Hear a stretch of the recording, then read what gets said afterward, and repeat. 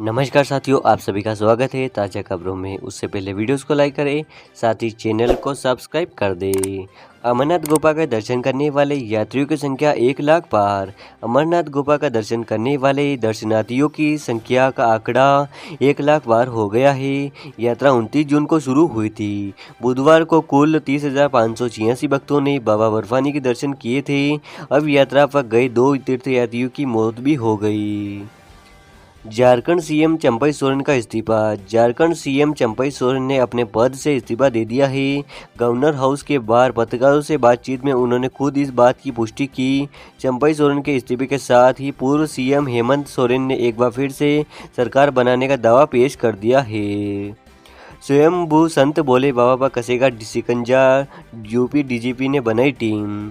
स्वयं शंभू संत भोले बाबा पर शिकंजा कसा जाएगा। इसके लिए मैनपुरी, एटा, कासगंज, अलीगढ़, हाथरस, मथुरा, फिरोजाबाद, इटावा और आगरा के एसपी, एसएसपी और कमिश्नर को लगाया गया।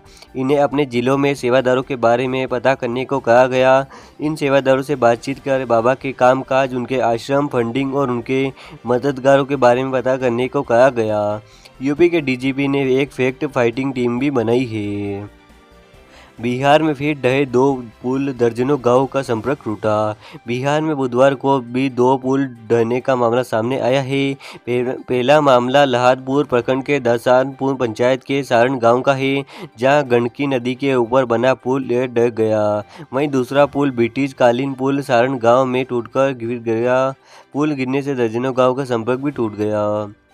हाथरस में दम घुटने से हुई ज़्यादातर लोगों की मौत। हाथरस में स्वयंभू संत भोले बाबा के समागम के दौरान ज़्यादातर लोगों की मौत दम घुटने से हुई। हाथरस से आगरा भेजे गए 21 शवों के पोस्टमार्टम में ये बात सामने आई है। पोस्टमार्टम रिपोर्ट में 3 के हेड इंजीनियर की 3 शॉक एंड हेमरेज से मौत होने की बात भी सामने आई। ज़्यादातर मामले में छाती और खून जमने से दम घुटा था। हाथरस हादसे पर जापान के पीएम ने जताया दुख। हाथरस में हुए हादसे में जापान के पीएम फुमियो किशिदा ने दुख जताया है। उन्होंने एक शोक संदेश जारी किया। इस संदेश में उन्होंने जापान सरकार की ओर से पीड़ितों की आत्मा के लिए प्रार्थना करने के साथ शोकाकुल परिवारों के प्रति अपनी गहरी संवेदना व्यक्त की। हेमंत सोरेन फिर बनेंगे झारखंड के सीएम। झारखंड के पूर्व सीएम हेमंत सोरेन एक बार फिर से सीएम पद की शपथ लेंगे। सीएम आवास में आयोजित बैठक से बाहर निकले कांग्रेस के विधायक इरफान अंसारी ने इस बात की पुष्टि की है। उन्होंने कहा है कि हेमंत सोरेन की हमारे सीएम होंगे। डॉक्टर आय और डॉक्टर बीपी सिंह हत्याकांड के दोषी को उम्र कैद की सजा। लखनऊ के डॉक्टर आय और डॉक्टर बीपी सिंह हत्याकांड में सीबीआई की विशेष अदालत ने दोषी को उम्र कैद की सजा सुनाई है। 2010 में परिवार कल्याण विभाग के सीएमओ विनोद आय और 2011 में सीएमओ बीपी सिंह की हत्या कर दी गई थी। इस मामले में सीबीआई कोर्ट ने आरोपी आनंद प्रकाश तिवारी को दोषी करार दिया था। साक्ष्यों के अभाव में अन्य आरोपियों विनोद शर्मा और रामकृष्णन वर्मा बरी हो गए थे। सेना प्रमुख ने पुंछ, जम्मू कश्मीर के प्रधान गृह सचिव चंद्रकर भारती से मुलाकात की। जम्मू कश्मीर के प्रधान गृह सचिव चंद्रकर भारती से मुलाकात की और सुरक्षा मामलों पर चर्चा की। सेना प्रमुख ने पुलिस अधिकारियों के साथ उत्तरी सेना commander, core commander 16 core, GOC 25 division और जीओसी रोमियो पाल्मा सभी वरिष्ठ सेना अधिकारियों से मुलाकात की। हाथरस हादसे पर रूसी राष्ट्रपति पुतिन ने जताया दुख, पीएम को भेजा शोक संदेश। यूपी के हाथरस में मंगलवार को भोला बाबा सत्संग में मची भगदड़ पर रूस के राष्ट्रपति व्लादिमीर पुतिन ने दुख जताया।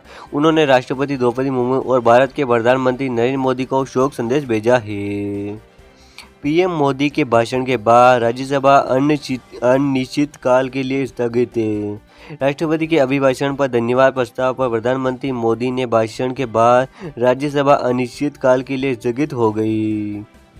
दिल्ली में जुलाई से सितंबर तक 4 दिन बंद रहेगी शराब की दुकानें।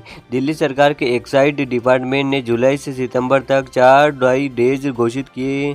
17 जुलाई से 15 अगस्त, 26 अगस्त और 26 दिसंबर को हाई डे के तहत शराब की दुकानें बंद रहेंगी। हर 3 महीने में 2.5 डोज की लिस्ट दिल्ली सरकार जारी करती रहेगी। रूस के विदेश मंत्री से मिले जयशंकर, बोले युद्ध क्षेत्र में फंसे भारतीयों की कराई वापसी। विदेश मंत्री डॉक्टर एस जयशंकर ने ट्वीट करते हुए कहा, आज अस्थाना में रूसी विदेश मंत्री सर्गेई लावरेव से मिलकर अच्छा लगा। हमारी द्विपक्षीय साझेदारी और समकालीन मुद्दे पर व्यापक बातचीत हुई। दिसंबर 2023 में हमारी पिछली बैठक के बाद कई क्षेत्रों में हुई प्रगति पर ध्यान दिया। युद्ध क्षेत्र में मौजूद भारतीय नागरिकों पर अपनी गहरी चिंता जताई, उनकी सुरक्षित और शीघ्र वापसी के लिए दबाव डाला। वैश्विक रणनीतिक परिदृश्य पर चर्चा भी की और आकलन व विचारों का आदान प्रदान भी किया। राहुल गांधी की टिप्पणी के खिलाफ दिल्ली में बीजेपी का प्रदर्शन।